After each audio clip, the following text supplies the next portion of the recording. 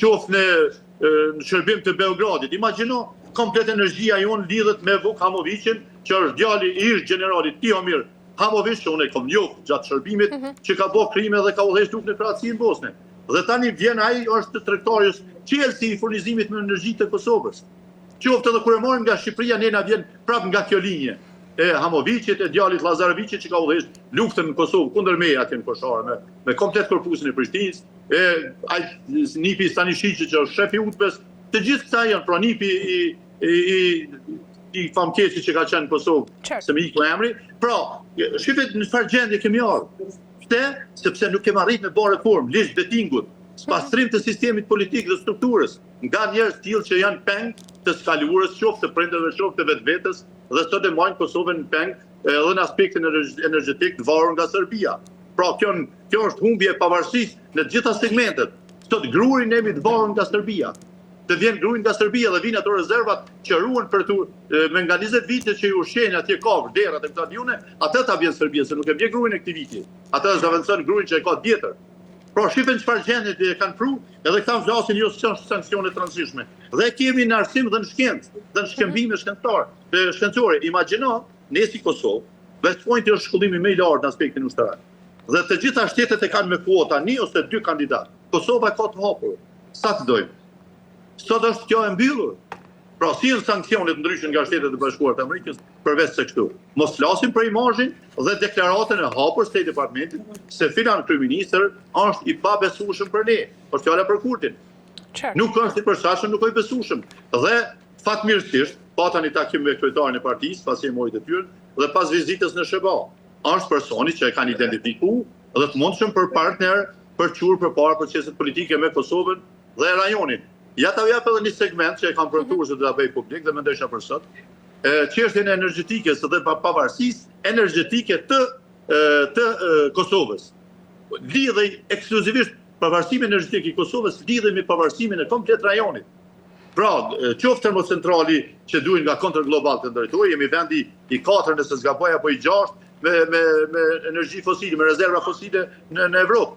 Dhe kontër globali kishte marrë të ndirin 17-22 planifikoi përfundimi i termocentralit. Ky e ndoqi, plus pagun tani penallti, kem pagu dikun mbi 20 milion penallti për humbjet që ja kena shkaktuar. Erdhi projekti i gasit me rafinerinë Greqi që kishte qëllim pavarësimin energjetik, dhe njohjen nga Greqia dhe nga Çiproja, domethënë eliminoheshin edhe 2 vende në peshën që s'na njeh. Ky e refuzoi. Dhe tani në Parlamentin Evropian isha në një vizitë mbulaja fushën e sigurisë dhe të mbrojtjes, në aspektin gjeostrategjik flisim, takova personalitete ndryshme, s'pëja pa emra, sepse është e pandershme, dhe ma bën të qartë. Kurti tha e prodhuan shtetet evropiane, Gjermani dhe Francë, në presionin e Rusisë, për ta refuzuar pavarësimin energjetik të Kosovës dhe me këtë formë ndalonin autonominë amerikane në aspektin energjetik në Evropë. Dhe e runin impaktin rus në sistemin energjetik evropian. E këtë lufta gjeostrategjike po në këtë fusha. Sot Rusia ka ndërtuar gjeostrategji, jo vetëm me luftë, por edhe me forma të tilla të sistemit ekonomik, energjetik e tjera, për të krijuar të depërtimin që e ka të nevojshëm përmes me dhëut me dalë në Atlantik, e që Serbinë ka si një lloj Iranit të Ballkanit. E që qeveria jonë tani bani shërbime me këto refuzime të SBA-ve. Pra jemi në një situatë kur ne duhet mendojmë se kush duhet të jenë aleatët që do të bashkëndojnë politikat me qeverinë e Shtetit Bashkuar të Amerikës për Bashkimin Evropian për çuar përpara procesit politik në Kosovë. Për konsolidimin e shtetit normal. Mirë, zoti Berisha, e fundit për ta mbyllur sepse kemi arritur në fund shkurtimisht.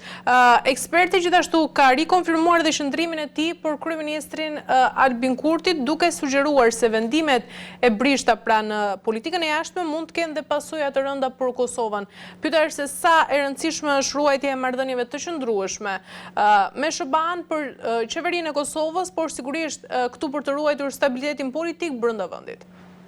Tani po përsëris për 100 herë dhe ne du ta kemi parim, du ta fusim, ka qenë mirë futet se aleanca apo si të them, e partneriteti përhershëm me Shtetet e Bashkuara të Amerikës. Du të futën kushtetutën e Kosovës.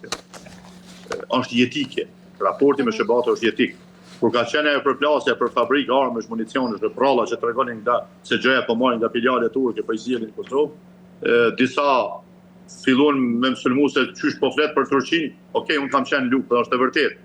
2 javët e fundit, edhe ku e kanë pa një ushtarë serb në kamp, kanë thonë 3 gona nak bombardojnë. Po është e vërtet, na jemi mirënjohës, edhe qëndrimin që kanë marrë në raport me Shqipërinë, kur ishte përplasja me Greqinë, kanë qenë në Shqipëri atë 94, nëse s'gaboj. Pra, jemi dakord, e kemi aleat të rajonal. Por një pyetje simbolike pa ta shtruar të gjithë analizëve që sulmonin, tash mirë, tash e bëjmë kështu. Po të heqën gjitha formacionet ushtarake nga Kosova. Veç të Amerikës besin këtu. Çka ndodh në Kosovë? Asgjë. Po të qëndrojnë gjitha le të heqet Amerika, çfarë ndodh në Kosovë? E merr Serbia. Edhe një herë. Prandaj, raporti me SHBA-t është etik. Politika jashtë me Albin Kurti, kryenësia, tendenca ose qëndrimi i presidentes që ka përkufizuar më mirë këtë politikë, ne jemi shtet sovran dhe marrim vendime sovrane në raport me gjithë. Atëherë shtrohet pyetja në raport me kanë, SHBA ne marrim vendim sovran. Përballë Serbia që ka buxhetin ushtrak mbi 4 miliard, e ne ende 207 milion.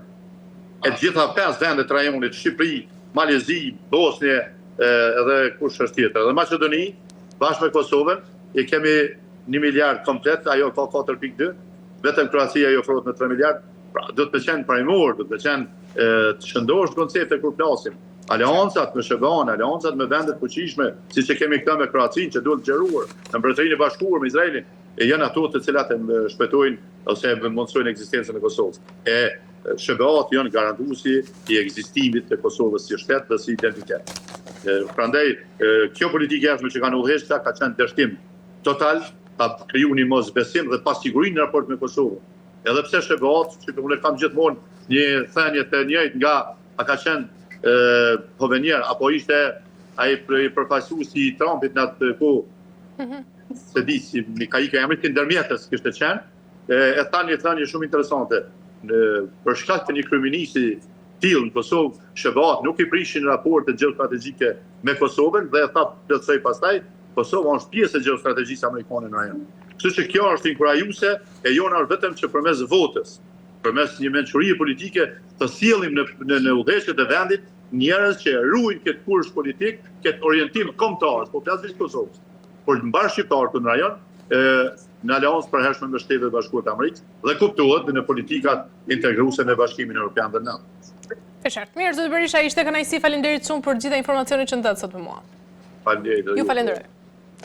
Mirë, të nderuar televizionistët, ishim me deputetin e Partisë Demokratike të Kosovës, zotin Isem Berisha, ku ndalëm te Kosova. Do ta mbyllim këtu për ditën e sotme, bëjmë një përmbledhje të shkurtër se çfarë diskutuam.